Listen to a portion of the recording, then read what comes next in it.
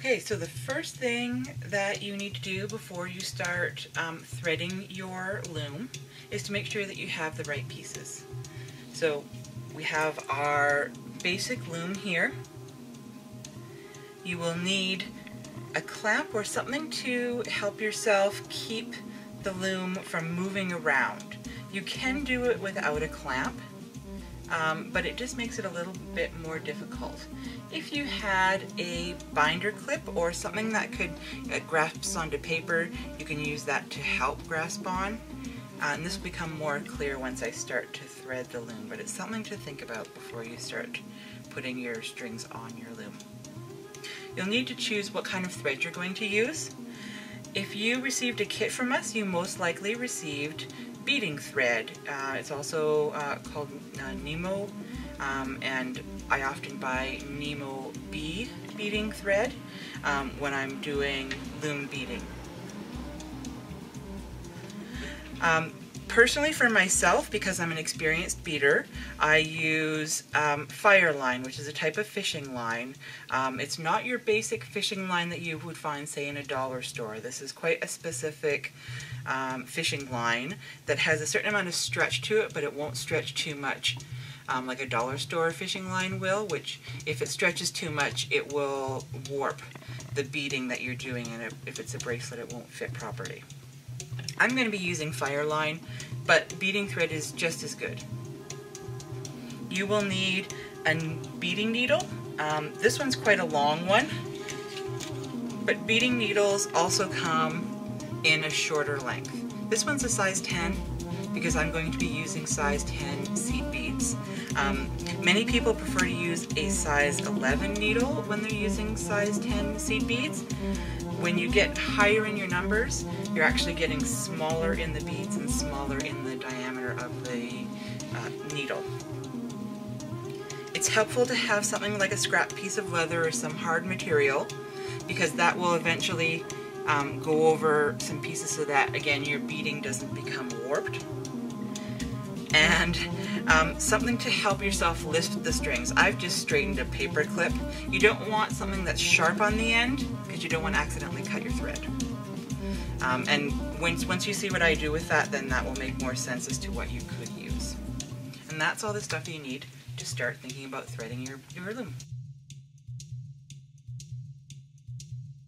Okay, so once you have your thread, you need to think about, say you're making a bracelet on your loom. If you are making a bracelet with 9 beads across, which I think is a great place to start, you will need 10 threads or 10 strings on your loom. So however many beads you have, if it's 15 or 5, you will always need 1 additional string across because the beads fit in between the strings of the thread. So if you're doing something that has, say, an even number of beads across, 13, then you would need 14 strings. I like to do this in a way that is just quicker so that I'm not trying to measure out individual strings so that they're all the same length. So what I'll do is I'll take the end of the string and I'll find something like the side of a desk or the back of a chair, and I'll put my thumb on one end of the string, and then I'll just wrap the thread around, catch it again so that it's taut, and hold it, and then keep going around.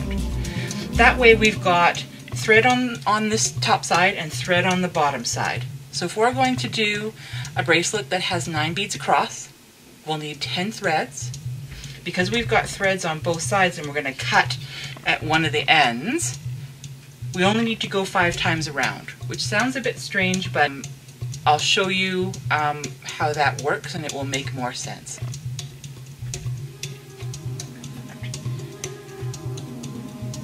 And then just keep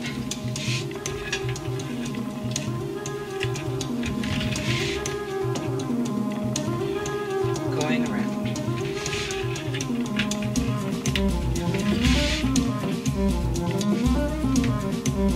So I've taken the string 5 times around the table. I'll now get a pair of scissors, And this is where my initial end started. I've still got my finger as I went around the table 5 times. I'm now going to cut the string very close to that same area.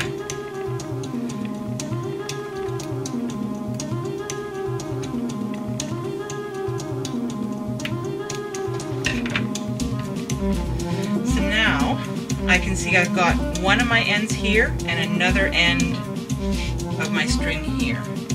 So I'm going to call this my bottom point. This is the area where I'm going to cut all the strings because I already have 2 loose ends.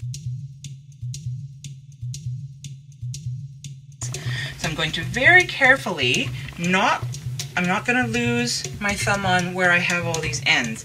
And I'm going to pinch it with my finger and hold them in. So now I've got this loop with the threads pinched in my finger, and then when I hold it, I've got the other end of the loop. This is going to be our top. It doesn't have any ends on it. I'm going to let go of the other end, smooth it down so that my ends are hanging down, and then I want to get a very sharp pair of scissors and cut the loops at the end where the threads are loose, so that I have a whole bunch of loose ends. So as you can see, I've cut this. So one end, I have the loop.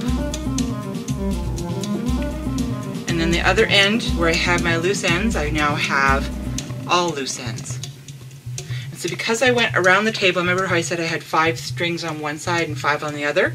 When you cut it, you end up with 10 loose threads. Oops, that one's not cut.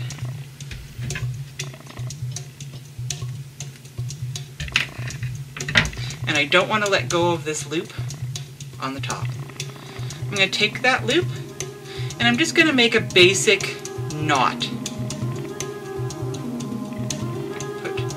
Loop end through, and I'm going to leave an area. So now I've knotted this, and see I have a loop. We'll need this when we are putting the thread onto the loom, and that I'll call my top piece.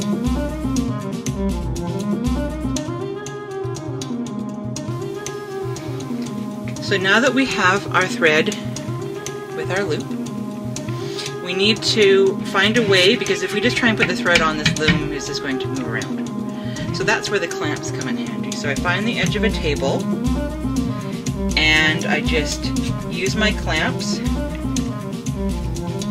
and tighten my loom on. I actually have 2 clamps because I really like my loom to stay where it is. And these are just Canadian Tire clamps, and they're just tiny ones.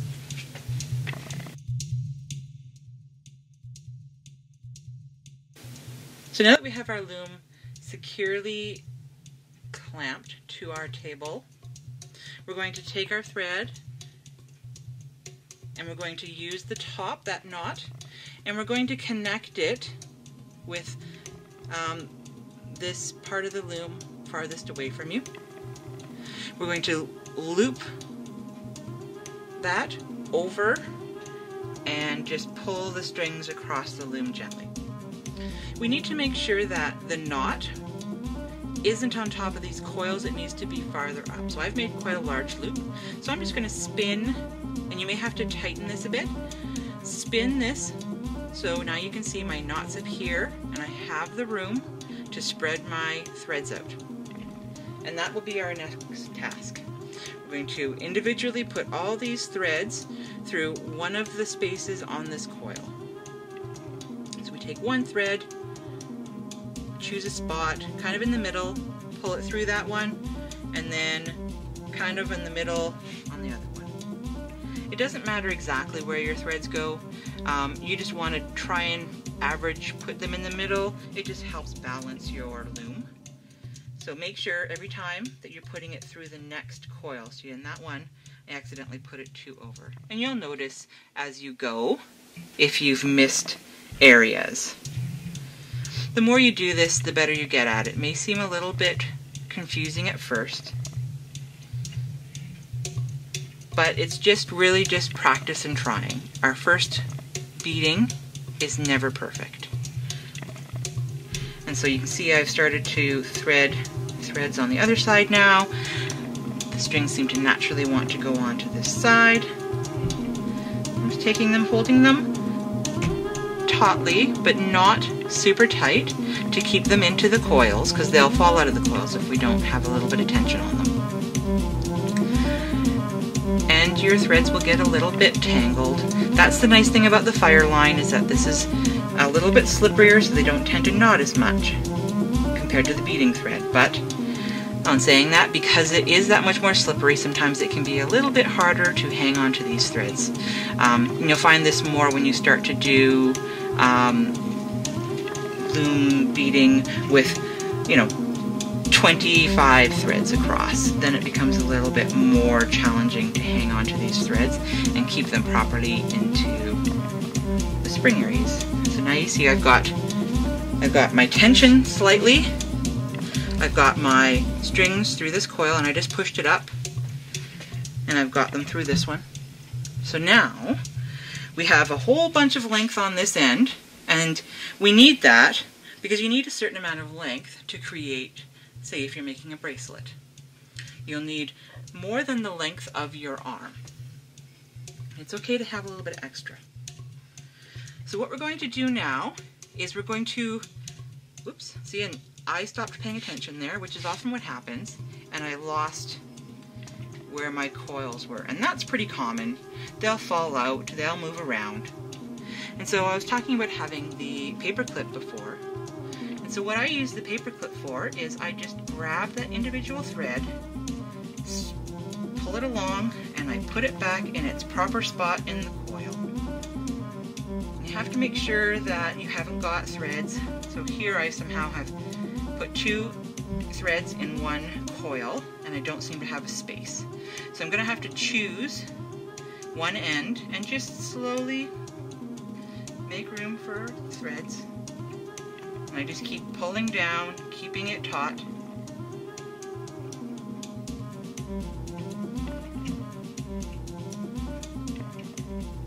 I'm just pulling at individual threads, and now they all have a home again.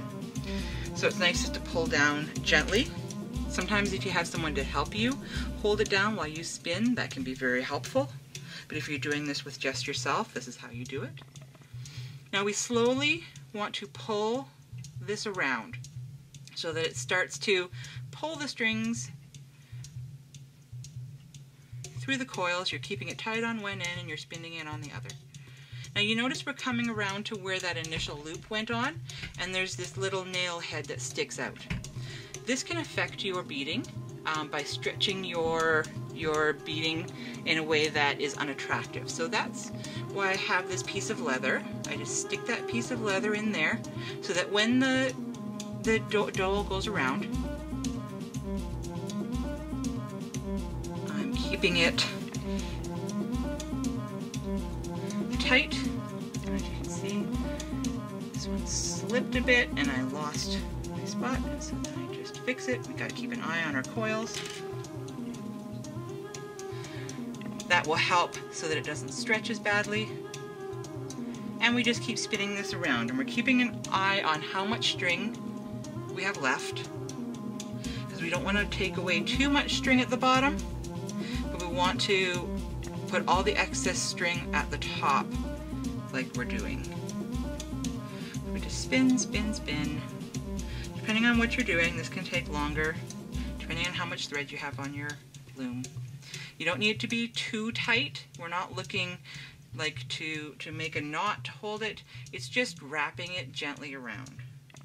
So we're getting to the point now where I have only a little bit of thread left. I may have even left myself a little short here.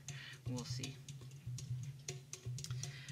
And I'm going to now put a knot in this end, carefully, so that's why I might give myself a little bit more. I might back this off a bit. Put a careful knot in here. We don't want to lose, oh, just like that. We don't want to lose our strings. So what I'm going to do is I'm going to put a knot at this end with our loose strings. So I may have messed up all my threads on the end, but I've still got all my threads nicely. There's always a way to save this. Even if it falls or you let go accidentally, you just put your strings with whatever tool you use back into the coils.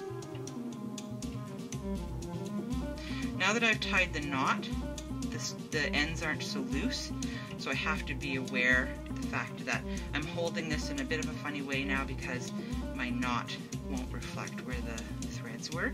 So some of them might be a little looser than I wanted them to be, but that's okay because when we put this on, you'll see how we can fix that. So that one keeps wanting to go in the wrong spot. So we'll just work on some of these outside pieces here.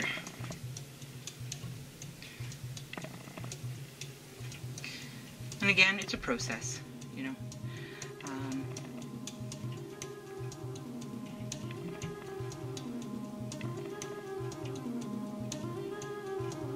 Okay, I've got them all back in. Now I want to tighten this end.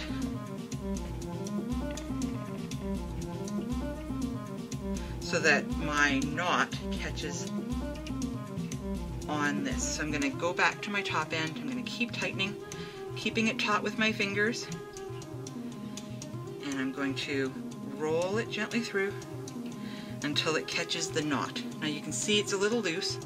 I've got to be careful here. I don't want to lose my lines. So I'm just going to gently tighten on this end. And you can see how it's not too tight, but it's enough that I don't have any threads moving around in a way that pops them out of the coils. And you can always use these ends to adjust, to loosen, to tighten. So you want it to go like this to be able to touch it, have it bounce, but not pop out of the coils. And if it does, just get your tool, fix it, and tighten it up again. And that is your loom ready to go.